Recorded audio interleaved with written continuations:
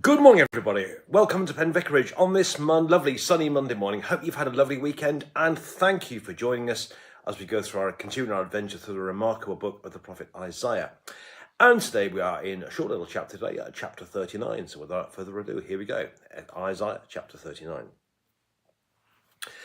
At that time, King Merodach Baladan, son of Baladan of Babylon, sent envoys with letters and a present to Hezekiah, for he heard that he'd been sick and had recovered. Hezekiah welcomed them and showed them his treasure house, the silver, the gold, the spices, the precious oil, his whole armory, all that was put in his storehouses. There was nothing in the house or in all his realm that Hezekiah did not show them. Then the prophet Isaiah came to King Hezekiah and said to him, "What did these men say? From where did they come to you?" Hezekiah answered, "They've come to me from a far country, from Babylon." He said, "What have they seen in your house?" Hezekiah answered, "They've seen all that's in my house. There is nothing in my storehouses that I did not show them." Then Isaiah said to Hezekiah, "Hear the word of the Lord of hosts. Days are coming when all that is in your house and that you have, which your ancestors have stored until this day, shall be carried up to Babylon. Nothing shall be left, says the Lord. Some of your own sons who are born to you shall be taken away. They shall be eunuchs in the palace of the king of Babylon." And Hezekiah said to Isaiah, "The word of the Lord that you have spoken is good." For he thought, "There'll be peace and security in my days." And this is the word of the Lord.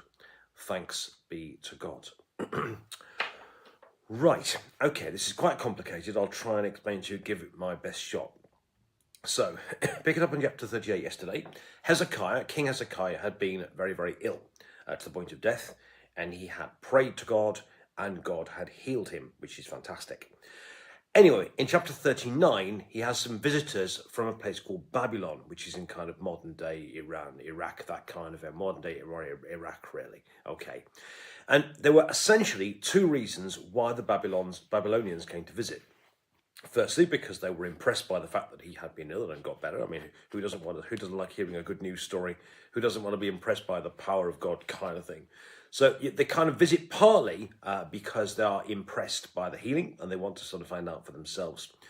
But also, they also come to because they're aware of the threat from the Assyrians. So the Assyrians are threatening everybody around them at this stage, and the Babylonians are looking for some people to, so to speak, form a kind of alliance with, because the Assyrians are coming. So they come along to visit, and King Hezekiah is kind of taken in by it all. I suspect he's rather flattered by the kind of the praise he gets. But the purpose of the Babylonians is because they know the threat from the Assyrians. They know that they think Judah and King Hezekiah are a good person to form an alliance with. So they kind of come to visit. And as I say, Hezekiah gets taken in by it all, and he opens his storehouses and shows off all the great things he's got, and so on and so on and so on. Then Isaiah comes along and kind of asks them some very pertinent questions about what have you done and why have you done it and this type of stuff. And Isaiah warns them that this is the foretaste, this is the prophecy of things to come. Hezekiah clearly hadn't consulted God before doing this. They weren't supposed to be forming alliances with people, despite the Assyrian threat, and that seems to be happening. And so Isaiah comes up with this threat that, one day these same Babylonians that you have are going to take you into exile. And of course, ironically, that's where the book of Daniel comes from, these eunuchs who get taken into exile and so on. And Isaiah says that this one day these same Babylonians are going to the Babylon's going to take you into exile, which of course happened in 587 BC. The likes of Daniel settled out there as well, and so on. But the interesting thing about Hezekiah is, Hezekiah hears this kind of bad news, this kind of prophecy of what's going to happen to come, but all he seems to care about is, sounds good to me because it's not going to happen in my time. It's not great leadership, is it really? So in a sense, having seen the good side of Hezekiah could be very faithful, he could be very, very close to God and so on. In this chapter, you see, if you like, the bad side of Hezekiah. He gets taken in by the flattery. He doesn't consult God before he does it. And when he hears bad news, all he seems to care about is it didn't happen in my time. Okay, so that's kind of what's happening in this chapter.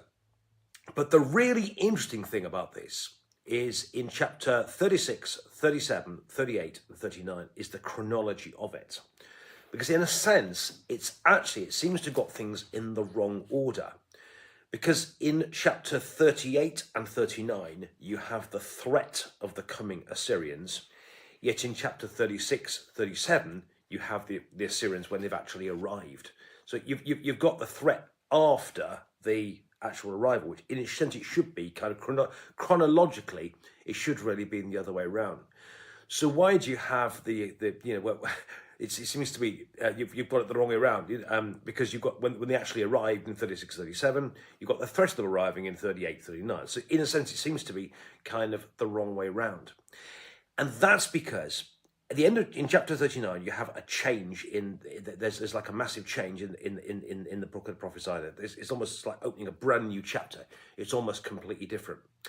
Up to this point, the main focus of the book of the prophet Isaiah has been about the threat of the Assyrians and being faithful to God and looking to God and trusting in God rather than other nations and so on and so on and so on. So the threat up to now has been the threat of the Assyrians and when they arrived and so on, which happened in about 701 BC. From here, and then that happened in the time of Isaiah himself. That's about the time Isaiah lived. And so you get stories about things happening, Isaiah speaking, and so on and so on and so on. So up to now, you have things happen in the time of Isaiah.